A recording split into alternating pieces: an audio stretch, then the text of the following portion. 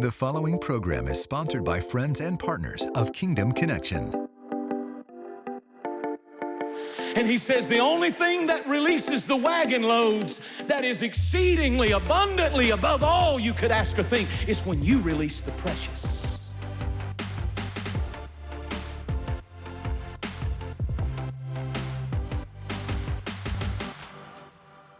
Psalms 126, verse 5, they that sow in tears shall reap in joy. He that goeth forth weeping, bearing precious seed. If you have a pen, I want you to underline precious seed. Shall doubtless, I want you to underline doubtless, come again with rejoicing, bringing his harvest with him. He mentions a phrase here, two words, precious seed. I can't find anywhere else where the Bible calls it precious seed. So apparently there's a difference between seed and precious seed. Just as there is a difference between good, better, best, and excellent. Just as there's a difference according to Hebrews, the 12th chapter, it talks about the good, the acceptable, and the perfect will of God. Good is good, but there's the acceptable, that's even better, and the perfect will of God is even greater. And you can settle for either one, but there is the perfect will of God, or you can just settle for the good will of God.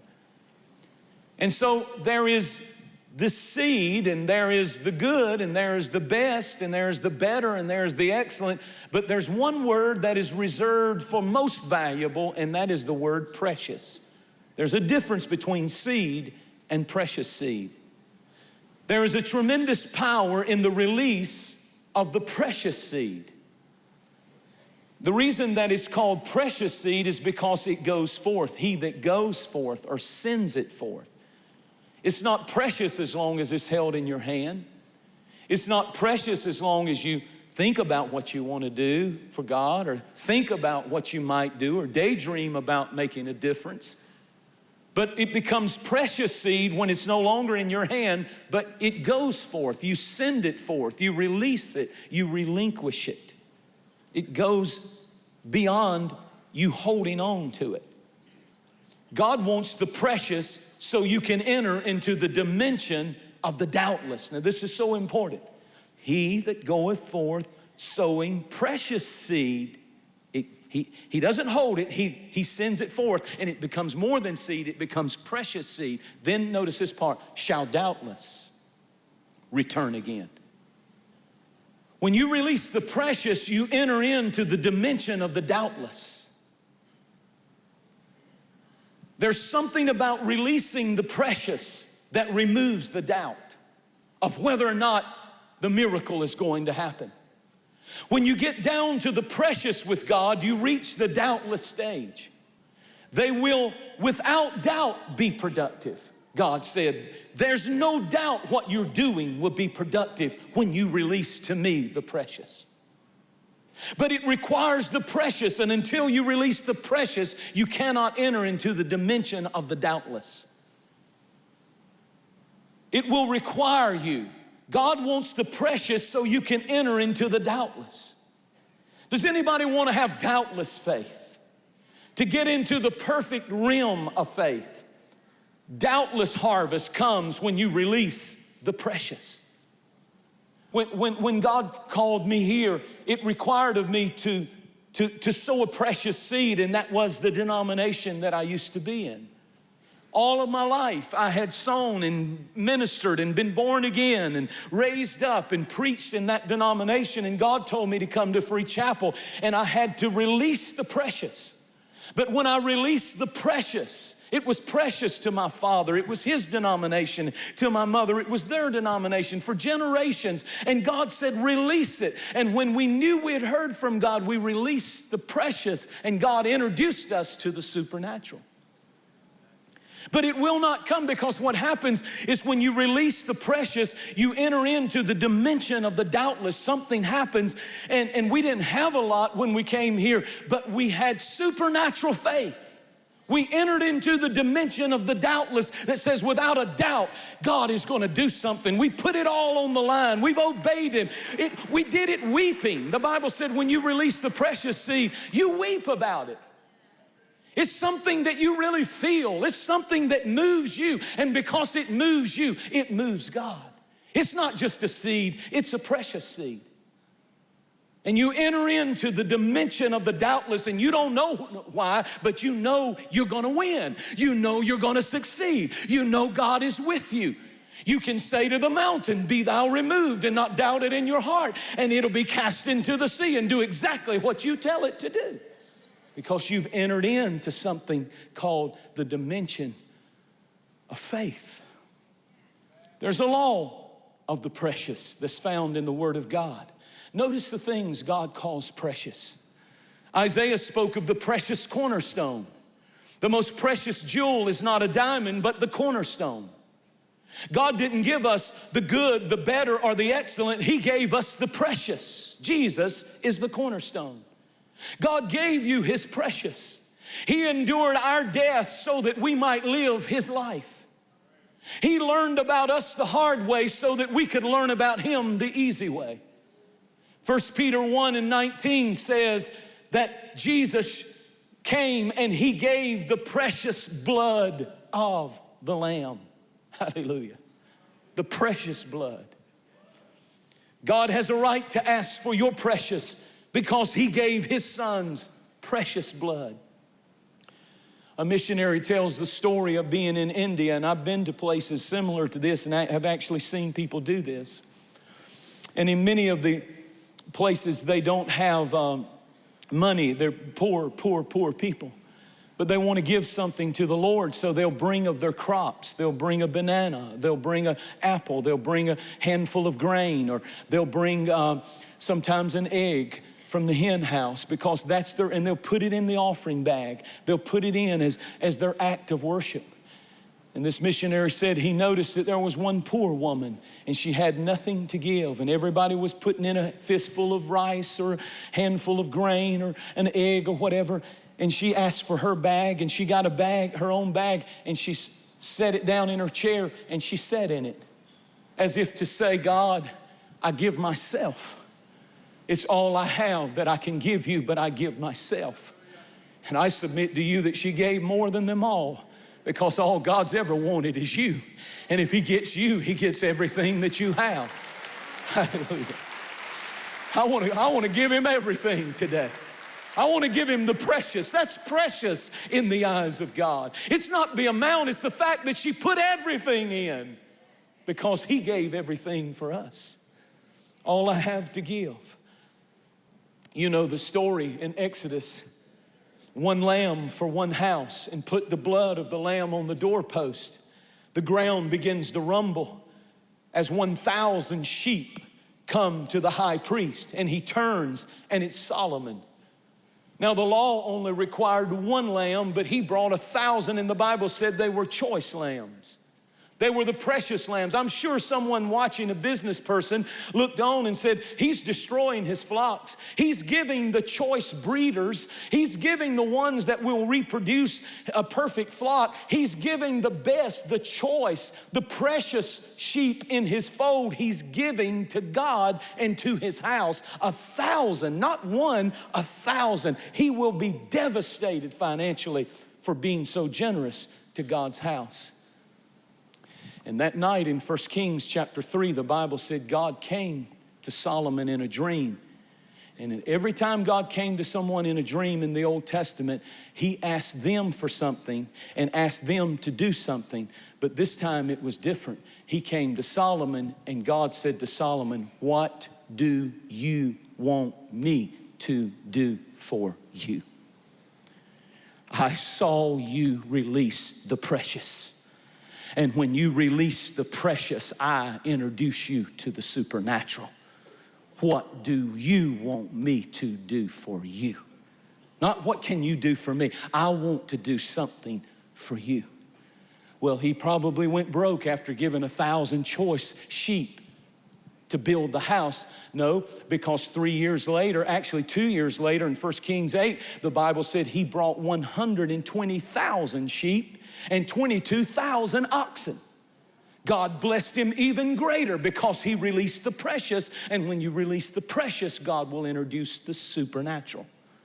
Do you remember when Nehemiah was rebuilding the walls? The Bible said he did something strange, that he asked everyone that would to mix the mortar. And there was men who made the apothecary. In other words, they were perfume makers. Can you see their tender little hands? They squeeze flowers all day to make the sweet smelling perfume called ointment, an apothecary. They didn't ever have a callus. They were professionals at squeezing flowers. But when it was time to build the walls, they're out there, and the Bible said they were mixing the mortar. I love that. And in 52 days, they built the walls back up. They went beyond their gifting, and they entered into the precious. You see, the precious is not the normal. The precious is not what you usually do. The precious is when you go beyond the normal, when you go beyond the usual, when you go beyond what is required of you, and you go beyond even what your giftings are, and you're doing something just because you love Jesus. You're touching the precious. Give me the precious seed, and I'll give you the precious harvest. The only thing that releases the precious harvest on your family, on your house, on your children is the precious seed. 1 Peter 1:1 refers to precious faith. There is a faith that is precious. Faith is the substance of things hoped for, the evidence of things not seen. Let me tell you what's precious to God is when you believe in it even though you don't see it. When you believe that the dream is working even though you don't see the evidence. Let me tell you what's precious is when you start praising God and honoring God and confessing God's word, even when you see nothing in the natural that looks like it's happened. God looks down and says, but they believe. They believe in the unseen. Therefore, that's precious faith. It's not faith as long as you can see it, and then yeah, I can see it happening now. I can see it happening now. No, he says, I tell you what's precious faith is when you don't see it, but you still believe and you carry yourself with the confidence that the word of God is backing you up. Come on and give God a shout of praise if you believe it. Lift up your voice and say, I have precious faith. I don't have to see it, I believe it because God said it. There's seed and there's precious seed. Solomon went beyond the ordinary, the good, the acceptable, he that goeth forth bearing precious seed. The woman with the alabaster box broke it open, and the Bible said it had precious ointment, the equivalent of 1 year's wages. And she poured it lavishly upon the body of Christ, the feet of Christ. And Judas said, what a waste. I thought about the fact that the world would tell young people, you're wasting your youth. You're wasting your youth on all that Jesus stuff. You're wasting your youth on all that cross stuff. You're wasting your youth. Why don't you live it up? Why don't you party? Why don't you do everything everybody's doing? Why are you so different? The world calls it waste, but Jesus calls it worship. And he says it's precious ointment. And if you give God the precious, he will introduce you to a supernatural life of victory and success and favor. Ooh, I feel that. Somebody give God a shout of praise right now. You remember the little boy, the 5 loaves and the 2 fish? And I can't prove it, but I think when he went to give the basket to the disciple, he probably took 1 piece of bread out and stuck it in the back of his robe somewhere back there. And he said, here's my lunch. And the apostle looked at him and said, is that all, son? He spit with conviction. No, Lord. Here's the 5th loaf. I was just in case the miracle didn't work, I was going to hold on to this. But God, here I go. Oh, by the way, take the crumbs too. Take all the crust. In that moment, that boy entered into the precious. He let go of the precious.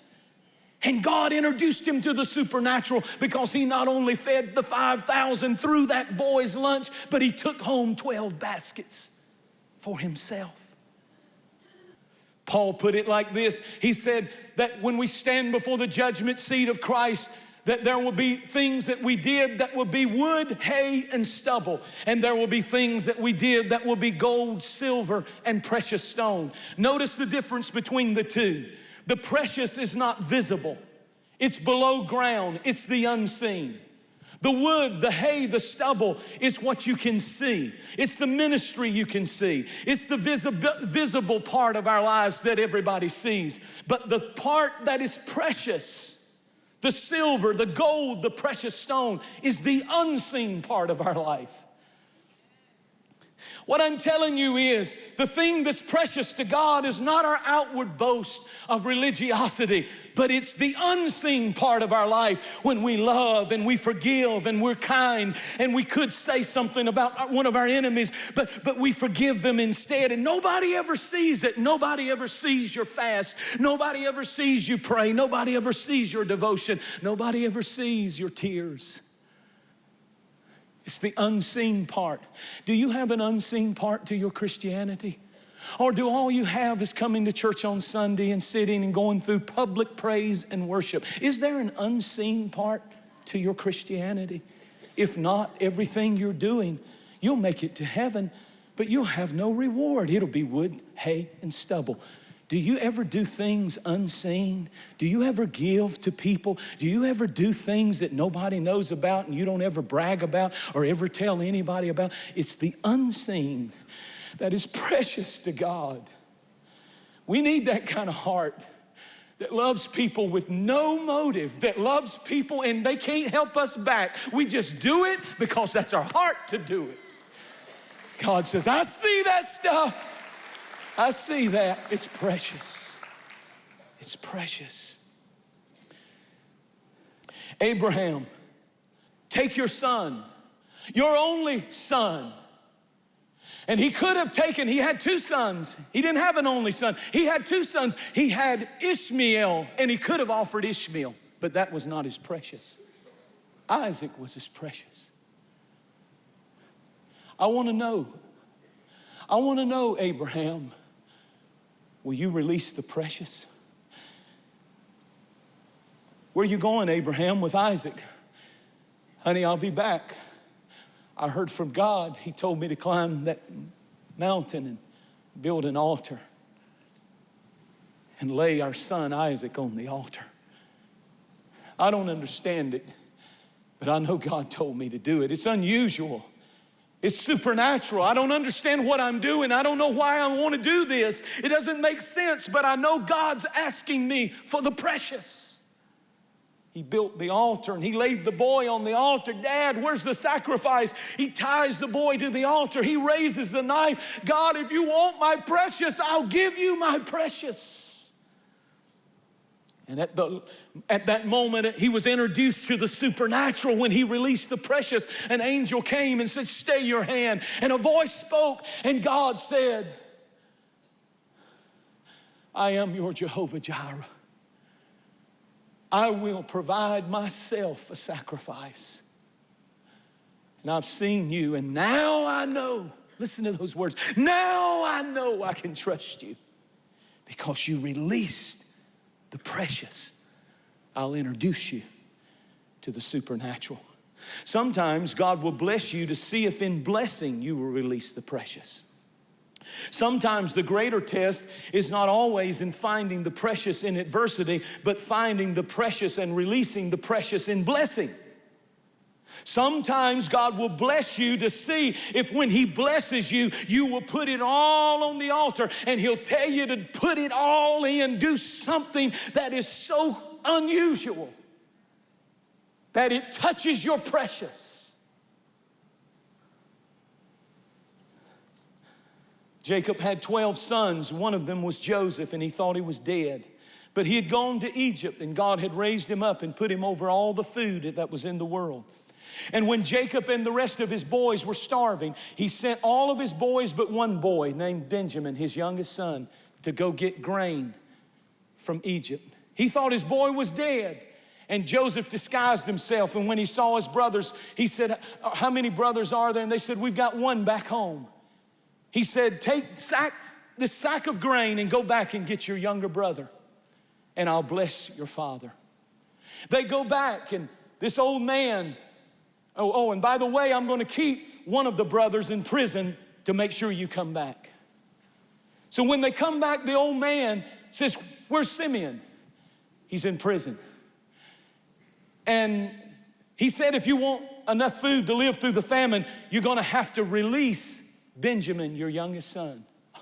And he cries out these words. He says these powerful words. He says, Joseph is dead. Simeon is not.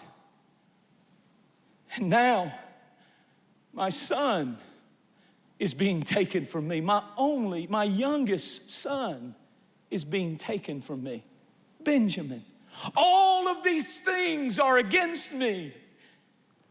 But Dad, he said that if you would obey him and give him your precious, that he would release blessings on you. And he did it. He let him go. And that's why the Bible said, he that goeth forth sowing seed, weeping. He's weeping, bye, Benjamin. I love you. I've already grieved over one son. Now I've got one in prison in Egypt. And now there he goes, my precious Benjamin. But the Bible said a few chapters later that he woke up one day, and when he saw the wagons of provision coming, his spirit was revived.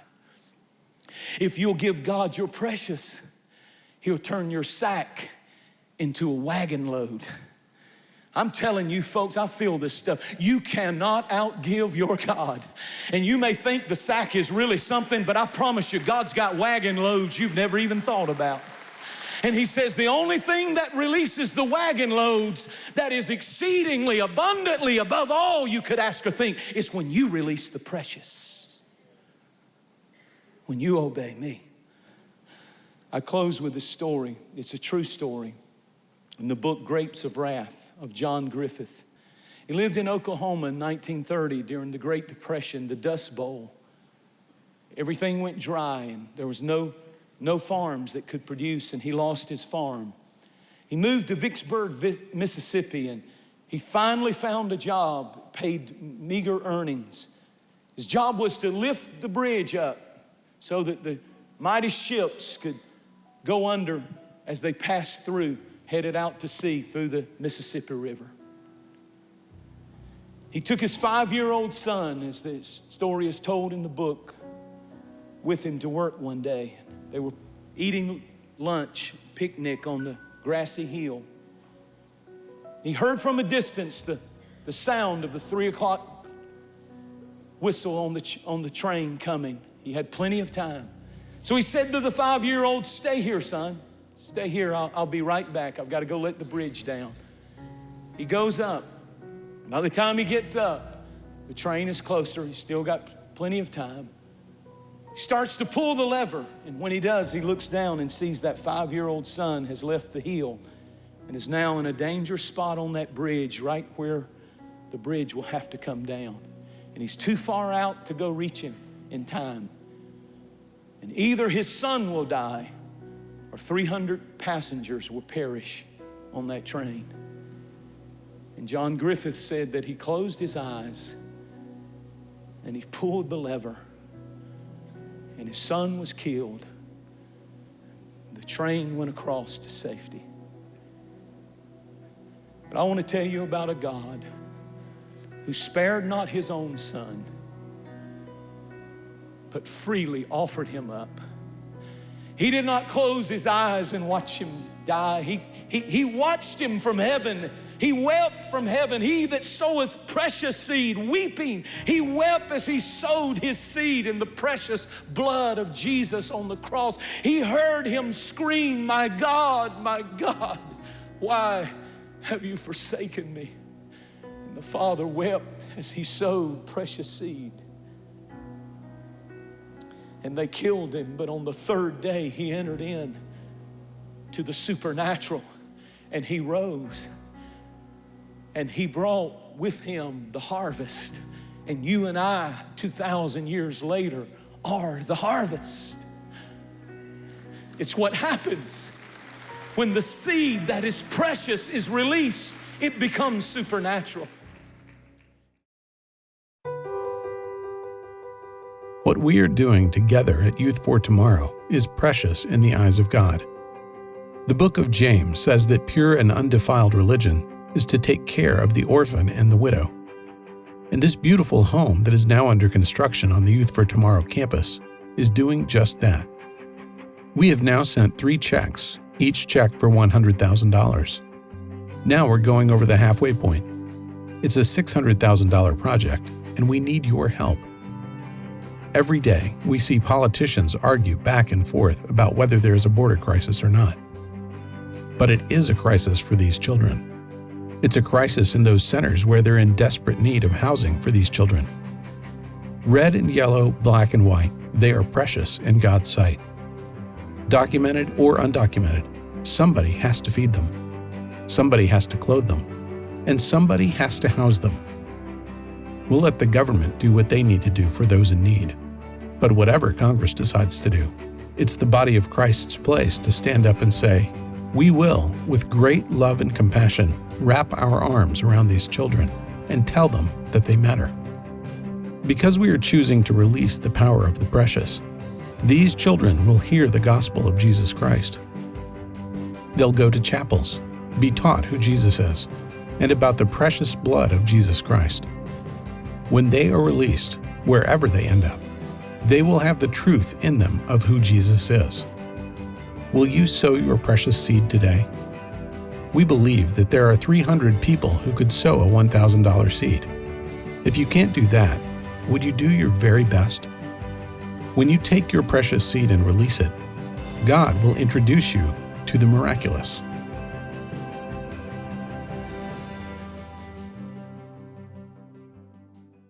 This year, over 700,000 children and young people entered the United States with no parents, sent to be trafficked or worse, pushed across the borders with nowhere to turn and nobody to turn to. But we know that our God is a father to the fatherless, and we believe as the church, we have been called to the front line to help these children in the most desperate need. That's why we're partnering with Youth for Tomorrow to provide residential, educational, and outpatient services to these fatherless children. You can join Jentezen Franklin to complete the construction of this beautiful home. With your generous gift of $1,000 or more, we'll place your name on the legacy wall and send you the Founder Gift Set, including a special edition of the Jentezen Franklin Legacy Bible with over 300,000 words of commentary and over 150 articles from decades of messages. When you send a gift of $300 or more, we'll send you the Legacy Gift Set, including a customized certificate and the brand new Jentezen Franklin Legacy Bible. And everyone who responds with a gift of $30 or more to help provide housing and Christian education to these undocumented children will receive the Power of the Precious Gift Set with a custom print of Matthew 25:40, along with Jentezen Franklin's message, Power of the Precious. Every gift counts, and when you give your best gift of any amount, we'll send you the beautiful custom print of Matthew 25 as a lasting reminder of what you've done for the least of these. Visit us online to extend a hand of grace to these fatherless children in desperate need. This program has been sponsored by friends and partners of Kingdom Connection. We hope you've enjoyed this teaching by Jentezen Franklin, and thank you for your continued support of this ministry.